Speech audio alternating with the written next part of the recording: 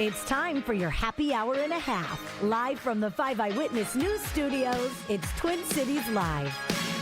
Hey everybody, welcome into Twin Cities Live. I'm going to call this a Thirsty Thursday. Thirsty Thursday. Welcome, and we'll tell you here in 1 second why. How are you doing? I'm doing very well. It's nice to see you. Good to see you. Okay, Ted Farrell is here from Haskell's. It's a Thirsty Thursday because he's going to teach us how to make the drink of the Kentucky Derby, which is, of course, the mint julep. Get after it. But it's made with what, class?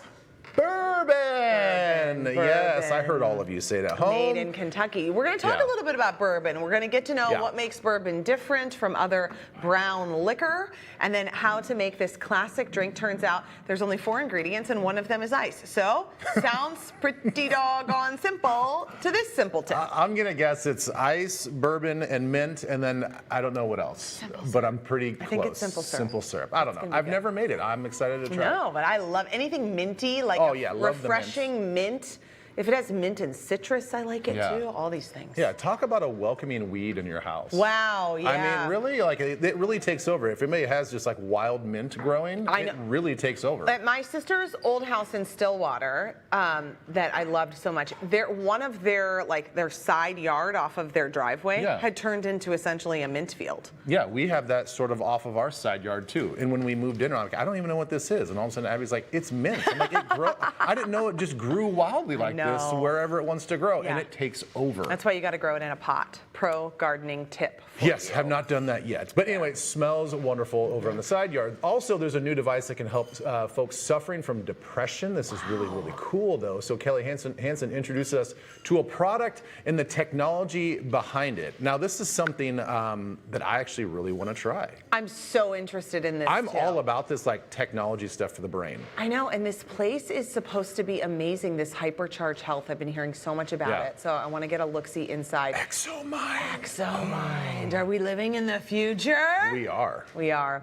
It's also lemon season. We just mentioned the citrus. Our friends at Love That Olive have some ideas on how you can bring these citrus flavors home with you. So we'll get some fresh recipes. But it's a very exciting day here on Twin Cities Live. We love these days. Oh, yeah. It's a big surprise day. A local family is going to be winning a trip to the Sunshine State, and they don't know it's coming. Always so fun. So let's go to Kristen Haubrich. She is live somewhere. We do not know where, and I think she's sporting a mustache. What's happening here?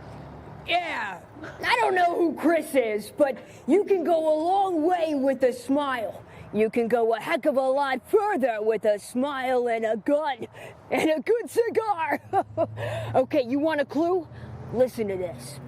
During the Prohibition, the town in which your winner lives, it was a hideout for bad guys like me, the real gangsters, Al Capone, okay?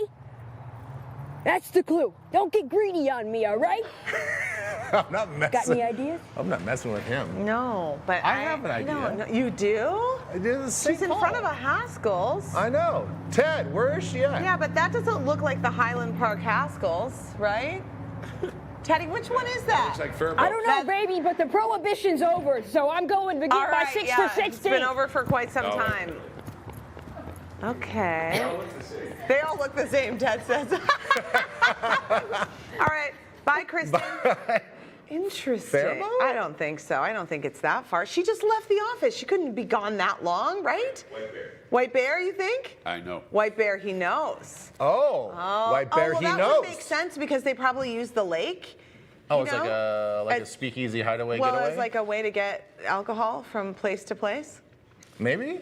I don't know, but isn't St. Paul in general known for like where all the gangsters used to hang out? Yeah, I mean, They have the caves and all the things. I still can't believe that Prohibition like worked out for a while. It was really bananas. Did it though? I don't think it did. No. No, I don't know. It was a while. It did work. Yeah. It worked. There was a lot of rules that people didn't know about. Yeah? Where a family could still consume something like a liter of wine per person a week, and there were some exceptions. but it was just too hard to get, and it just went off the rails. Yeah. And people started getting gunned down in Chicago and all the other stuff. So then they said this was a terrible idea. This was a terrible idea. Yeah, we need to learn more about this. Oh, I don't Ted, yeah, we should exactly do a- even know why it started. We should do a prohibition The 101. reason why it passed is because all the prohibitionist people who wanted to get rid of alcohol sided with the suffragists so the women could vote. So that's all happened at the same time. So they joined together and knocked it all out all at Wow. Really? once. Yeah. Fascinating. All I right. had no idea. Well, I'm And happy you I think can all vote. I do is just drink. I learned a few things. Ted, Yeah. you're a genius. Okay, more from Ted coming up a little bit later. He's always at the ready Yep, to answer always our at the ready. questions. Here's what we do know. So it was a huge night for your Minnesota Timberwolves. Congratulations. They beat those pesky Los Angeles Lakers last night to secure their bid into round 2. They I mean, they didn't stomp them, but basically they kind of stomped them, even though, get this, they missed a record 40 three-pointers. That's hard to watch. They only made 7. And that really can make or break. I mean, it's amazing that they won considering that, because if you miss the threes, it's like you can lose the game with Well, that. the whole NBA is all about the three-point shot, Right, which right. has kind of ruined the game a little bit. But Okay. that's a topic another time. So the cool thing is, for everybody that's kind of like got fatigue over LeBron James and Luka Doncic, we don't have to talk about it anymore. They're done. Yeah, They're done. They're on their break. And everybody over at ESPN, they didn't pick us to win. Oh! So there's that. You know? Excited. So basically, I believe that we're going to play the winner of the Golden State Warriors and the Houston Rockets. They are still in game 6. Okay. So they potentially have 2 more games to play. So much needed rest for our Wolves. Okay, first time the Timberwolves have made the second round of the playoffs in Yeah. quite some time. Yep. There you go. That's right. And it's also a big night for your Minnesota Wild. It's a huge night, everybody, because they face an elimination game against those Las Vegas Golden Knights. Do or die tonight with an appropriate puck drop. Yes, very appropriate. You know, everybody, I know it's both the Wolves and the Wild playing late at night because of the West Coast teams and all that stuff. It is a 6:30 puck drop tonight at the X. So thankfully, everybody, even including Elizabeth Reese, can watch the full game and get to bed at her normal time. I like to be in bed by 8:45. So yeah, so obviously, like I said, this is elimination game. The Vegas Knights, they're leading us right now. They win this game, they move on. We lose, we out.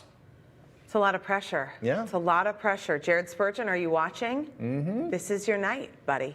This is your night. That's right. This is it. Yeah, we're gonna do it. 'Kay. Yeah, I have faith. I have All faith, right, and very then fun. we're forced game 7. Okay, That'll be over the so weekend. yesterday we started a conversation accidentally because I told you a story about a colleague of ours popping over to my house yesterday morning and referring to my home as lived in. She also referred to your home as lived in, Ben Lieber. And so she said that our homes feel lived in. And in a moment I thought, is this a compliment? Is this not? Okay, very interesting. We consulted the experts. Obviously, it's social media. Yes. Because the comment sections are always right on par. And here's what some of you said. Dana said, to me, it means a space that's comfortable, inviting, and welcoming. The opposite could be interpreted as staged, lacking personal touches, or can give the impression that the people living here have OCD. You know, if you have OCD, no shame in that game. Just manage it appropriately. Yeah. See, the thing is with all of that is like I eventually, when our kids leave the house and we're empty nesters, I actually want to live in a more of a modern home. You want to go straight Kanye style? No, I'm Like not a gonna go. I'm cement not gonna block? go live out in Wyoming and have all this other stuff going on. But I do appreciate like the clean. Everything's like tidy, and I'm not Yeah. OCD, but it's just like I just want. You wanna go minimal, more minimalist. More minimal. Okay, So okay. I don't know. Anyway, Amy said she interprets as stuff out of place everywhere. Now that is probably more on par with my home. Cupboard doors left wide open and empty containers in the pantry, in the fridge. No, I don't do those things. I can't leave all these doors open. Do people No. do that? They leave the cupboard doors open? Yeah. Wow. I don't know what it is about Abby and the kids. Like they'll like go to close a door, but the door is like still like this much. And I go, just close it. Just close Just it. close it. Okay, so Amy did not think it was a compliment. Marina said lived in means it's comfortable, not a museum where you can't sit on furniture or touch anything. That is true. My house is not a museum. Diane said you don't have white carpeting, and she's right. I do not have white carpeting. When I was growing I don't up, either. we lived in this house in Apple Valley that was, it was not a huge house. So it was like 1,500 square feet. It was a split level. And, you know, there were 3 kids plus my parents. So that's a lot of people. And my parents had a grand piano in that house, like a full grand piano.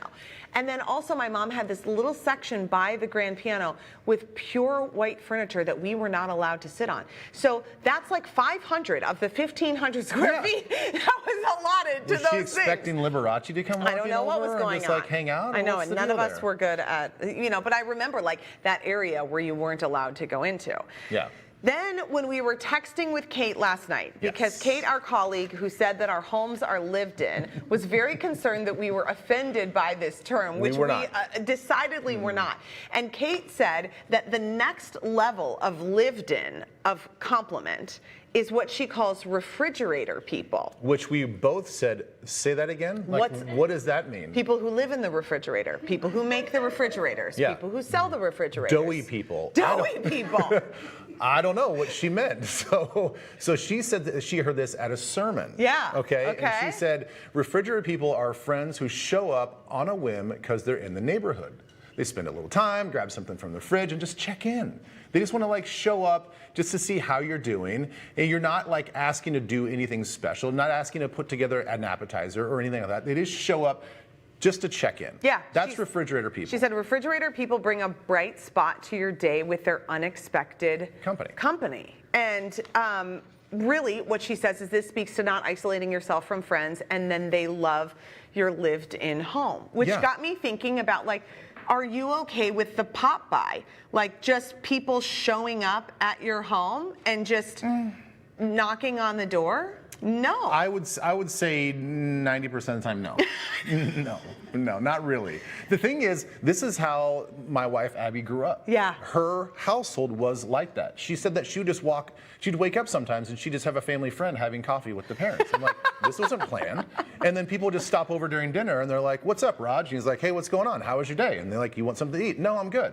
And they just sit there and talk with the family. I really like the text pop by. I definitely like unexpected gatherings. Like we have some neighbor friends, Kurt and Ani, hey Kurt and Ani, and they texted the other night and were just like, hey, can we just pop over to say hi and have a glass of wine with you? And we were like, yeah. And so they showed up and they were there for like 45 minutes, that was it, and then they left. And I thought that was very enjoyable. I like the spontaneity. I don't know if I really like the I don't think I would go so far as refrigerator people who just knock on the door, show up, and then all of a sudden they're in my fridge looking at my pickle selection. Like, what's going on? You always have to be dressed. I don't want to be dressed all the time. What's going on at the Lieber household? I don't know. Well, listen, I have all my kids. Somebody's not wearing clothes at any given moment at my house. I'm not saying this to be like, you know, whatever. But in the summertime, because I run hot, it's very often I just don't wear a shirt around the house. Well, yeah, that's a dad thing, though. Isn't that a dad thing to do? So I don't want somebody popping over. I'm like, I don't even know. I'm like, I don't even know where my shirt's at. Like, just give me like a few seconds to go locate my shirt on the back of some chair. All of the TCL ladies who watch this show and love you, Ben, are going to be like creeping in your windows and going, "What's going on?" It looks like I got to move. That was very fun. It was a fun discussion. Yeah. So you can think about: are you a refrigerator person? Is your house lived in? Do you take it as a compliment? Do you not? I take it as a compliment. Yeah, I do too. I also do think, though, that I could work on picking up the Legos a little bit better in the house. Because did you step on any Legos, Kate, when you were over? Because it's you never know when you're going to get hit hard by one of those in the foot, and it will make you swear even if you don't swear. Stepping on a Lego, it's the worst thing ever. Guaranteed swear word. Yeah. That's it. Yeah, you might as well just punch me in the nose. I'd rather have that. All right.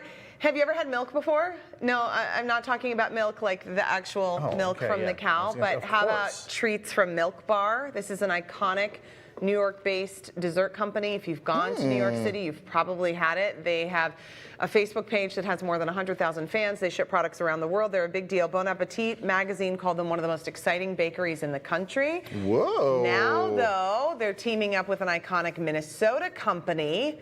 Ever heard of it? Caribou Coffee. And they're bringing their treats to Caribou stores nationwide, and they're doing a big launch event, and so they brought us some treats. And you know what? We said we accept. We accept. Okay, so we have some treats here. This is the confetti cookie. Okay, so we got to open some of these. Yes, this is I what know. you're going to be able to get at Caribou's nationwide.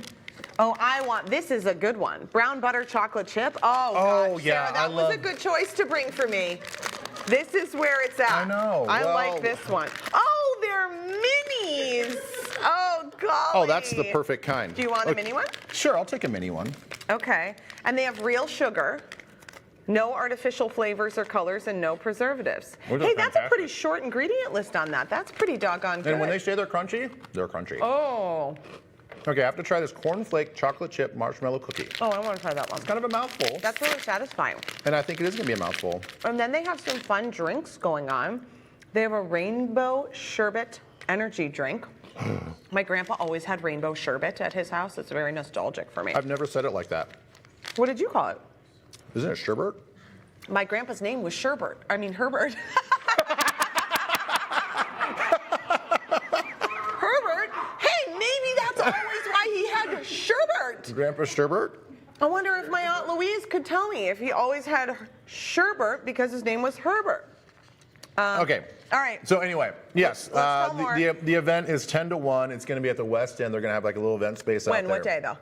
This Saturday. This Saturday, there it is. West End, St. Louis Park, 10 to 1. Ooh, that's good. You can meet the founder of Milk Bar, and the best part is no tickets are necessary. Oh my gosh, she's a James Beard Award winner, Christina Tosi. She's a big deal. They're going to have a grab and go bloom bar. You can pick up fresh picked flowers to add a little pop of color to your home. It's in a pop-up space at Shops at West End. I know, I just said all that. Oh, sorry, St. Louis Park. Did you say the flower part? Which one? which one did you drink out of? This one? Yeah. Did you say the flower part too? Oh, okay, good. Boy, Probably I not. really lost my mind. Probably not. One of these is strawberries and cream, and one is frozen peaches and cream. I think I have the peaches and cream. Okay, we gotta go, you guys. Okay, because when we come back, Haskell said, Farrell, you guys just talk. He gave us all this stuff on the Prohibition. He's gonna be in the kitchen. We're talking about Saturday's Kentucky Derby. We're gonna get a little inspiration and an education on bourbon. We're gonna learn how it's different than whiskey. that with these cornflake celebrations. cookie is good. I know, I love the crunch inside of Me it. too. I like Yummy. it. Yum. Twin Cities Live's host chat is presented by Schuler Shoes, where happy feet means happy life. Step in today.